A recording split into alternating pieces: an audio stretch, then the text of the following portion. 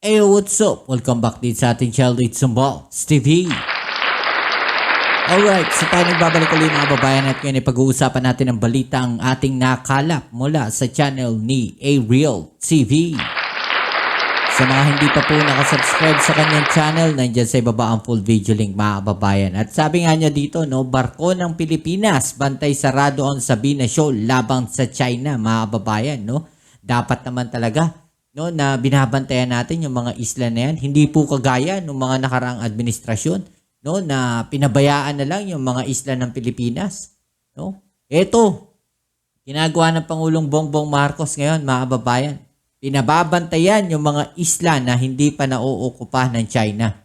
Dapat lang, no, ipaglaban natin kung ano yung karapatan natin dyan sa West Philippine Sea. Hindi kagaya ng mga nakalipas na administrasyon, yumuko sa China. No? Ito, pinaglalaban natin. Kung ano yung karapatan natin dyan, binabantayan natin kung ano yun sa atin, no? Dyan sa West Philippine Sea. Diba? Yun ang dapat. Yun ang nararapat. Yan ang Pangulong Bongbong Marcos. Hindi natatakot sa China. No? Dahil alam natin na may mga kalyada tayong bansa. Okay? So bago natin umpisahan ang balitang ito, please don't forget to subscribe. At pakilike na rin po ang ating video ngayon. Maraming salamat po. Okay, so ito na. Umpisahan na natin. Let's go.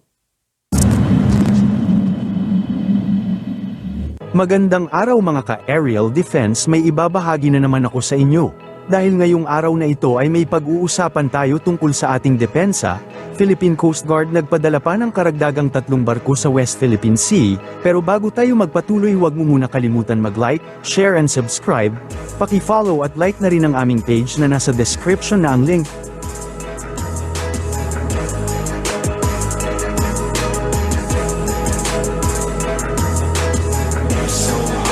Philippine Coast Guard. Yan yung mga barko natin ang gatid ng resupply. Inaalalayan ng malaking barko ng Philippine Coast Guard. Ganyan dapat, diba?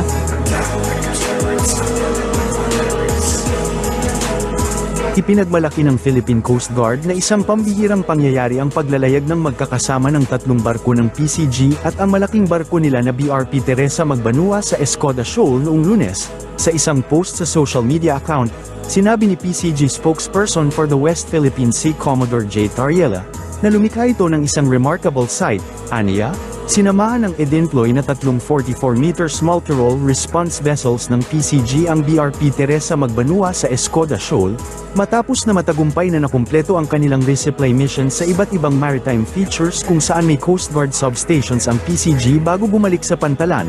Eto mga babayan, basahin natin yung basahin natin. Sabi dito mga babayan, no, it was truly an exceptional occurrence in the West Philippine Sea yesterday. So mga nakarang araw to, no? As 4 PCG vessels were nestled together. So magkaadikit sila, magkakasama sila mga kababayan, creating a remarkable sight. Okay? The 3 44-meter MRRVs joined BRP Teresa Magbanua at Escoda Shoal after successfully completing their resupply missions at various maritime features where the PCG has Coast Guard substations before heading back to port, mga kababayan. No, inassist sila o inalalayan sila ng BRP Teresa Magbanua, yung 3 44-meter natin mga babayan. As a PCG officer and a proud Filipino, it fills me with immense pride to witness our vessels proudly flying our flag. They serve as a symbol of our unwavering commitment to maintain the assert our rightful positions in the West Philippine Sea. No? Diba? Ito, sabi let us all remember mga babayan, no? Na ang laban natin sa West Philippine Sea ay laban ng bawat Pilipino dahil naman ito ay para sa Pilipino, mga babayan. Para sa Pilipino talaga ang West Philippine Sea. Hindi po kagaya ng iba na gusto nilang mangyari, maging probinsya tayo ng China. Sinamahan ng EDINPLOY na 3 Fort Shoal, Matapos na matagumpay na nakumpleto ang kanilang resupply mission sa iba't ibang maritime features kung saan may Coast Guard substations ang diba? PCG bago bumalik sa pantalan, simula naman noong Abril, dinploy na ng PCG ang isa sa pinakamalaki at pinakamoderno nitong barko na BRP Teresa Magbanua sa Escoda Shoal, bilang tugon sa presensya ng Chinese militia vessels at posibleng reclamation activities ng China sa lugar. Kaugnay nito, inihayag pa ni Commodore Toriela na bilang isang PCG officer at proud Filipino, ipinagmamalaki nito na masaksihan ang ating mga sasakyang pandagat na buong pagmamalaking binabandera ang ating watawat. Nagsisilbi aniya itong simbolo ng ating hindi natitinag na commitment para sa pagpapanatili at pag-iit ng ating lehitimong posisyon sa West Philippine Sea. Subalit, kabaliktaran naman ito sa panig ng China na ikinagalit ang naturang deployment ng mga barko ng Pilipinas. Sa ulat mula sa state-run media na Global Times, muling inakusahan ng China, partikular ni CCG spokesperson Gan Yu, ang Pilipinas ng pagdadala ng malalaking bilang ng mga supply at umano'y mga construction material para magtayo ng permanenteng pasilidad sa Eto mga babae, no, sinasabi nila, concealed box ship object to ship 9701. Mga kababayan, hindi concealed yan. Kung titignan ninyo maigi, yan yung plastic na box. Nakikita natin yan madalas. No, baka malamang sa malamang, dito nakalagay yung mga dumi. No, mga kababayan. Diba? Napaka-ano lang netong China na to, napa-exaggerated lang nila kung sila magbabalita. Ayaw nilang sabihin na nagtatanga-tangahan sila, no, sa mga bagay na nakikita nila. Alam niyo yun, minamanipula nila yung balita nila para makapaglabas sila ng propaganda. Sasabihin nila, ganito laman yan, ganito yan. Pero kung sa katotohanan, mga kababayan, nakikita ninyo kung ano yung nilalabas. Nakikita ninyo kung ano yung sinasabi nila. 'Di ba? Hinahayaan lang nila na kayo ang mag-speculate kung ano yung nilalaman nun. Hindi nila sasabihin. Sasabihin lang nila ganyan, concealed box shape object to ship 9701. No? Kagaya nung nangyari sa Ayungin Shoal. Nung sinabi nila may nagtutok ng baril, no, sa kanilang Coast Guard. May nagtutok ba? Wala naman. Ano sabi nila? Barko ng Pilipinas. Pero alam naman nila kung anong klaseng barko yun. Diba? Ganyan sila gumawa ng propaganda, mga kababayan. Pag-iisipin ka nila. No? Pag-iisipin nila yung mga Chinese, yung mga nandun sa kanilang bansa na naniniwala sa kanila. Ganyan po yung ginagawa nila sa pagbabalita nila. Minamanipula nila. No? Naglalabas sila ng kanilang mga propaganda sa ganyang klaseng pagbabalita. Kaya huwag kayo naniniwala dyan sa mga Chinese na yan. Escoda Shoal, iginiit naman ng China Coast Guard na ang naging hakbang umano ng Pilipinas ay lumabag sa indisputable sovereignty ng kanilang bansa sa Spratly Islands chains kabilang ang Escoda Shoal. Subalit, sa Pati biskwit mga babaeng ginagawa nila na issue. ng Pilipinas, sinabi naman ni Philippine Navy spokesperson for the West Philippine Sea Rear Admiral Roy Vincent Trinidad, na ini-exercise lamang ng Pilipinas ang sovereign rights nito sa sariling karagatan. Kaugnay nito, ipagpapatuloy aniya ng Pilipinas ang pagtiyak sa integridad sa ating teritoryo at pagprotekta sa ating soberanya. Malaki ang nabawas sa bilang ng mga sasakyang pandagat ng China na nag-operate sa West Philippine Sea noong nakaraang linggo. Ayon sa pinakahuling monitoring ng Philippine Navy, mula ika-25 ng Hunyo hanggang ika-1 ng Hulyo, mayroong 75 sasakyang pandagat ng China sa West Philippine Sea at sa mga tampok na matatagpuan sa loob ng exclusive economic zone ng bansa.